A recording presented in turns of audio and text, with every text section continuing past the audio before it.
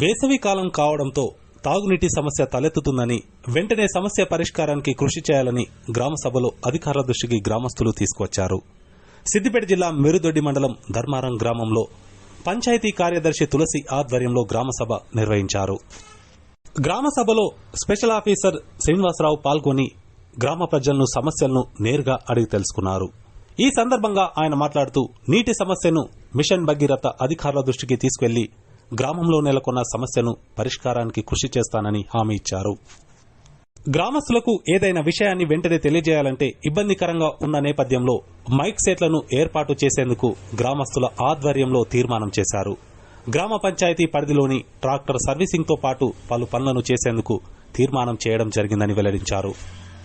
గ్రామంలో ఏవైనా సమస్యలు ఉంటే తమ దృష్టికి తీసుకొస్తే నేరుగా పరిష్కారానికి కృషి చేస్తామని అధికారులు హామీ ఇచ్చారు.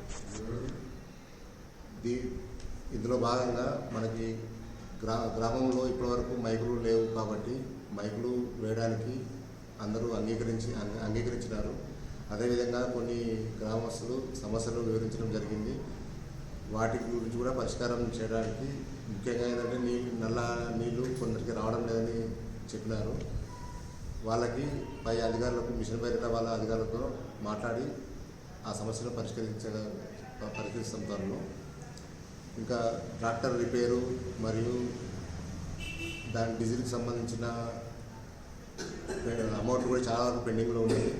వాటి కూడా రిపేర్ చేయడానికి ప్లస్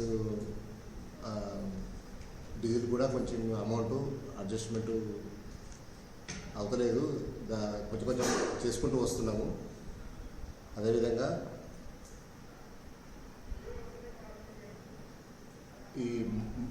ఇప్పుడు మాత్రం త్వరలో మైకులు దానికి సంబంధించిన వైర్లు అన్నీ చేపిస్తాం, అన్ని కాలనీలకి వచ్చే విధంగా ఫిట్ చేపిస్తామని.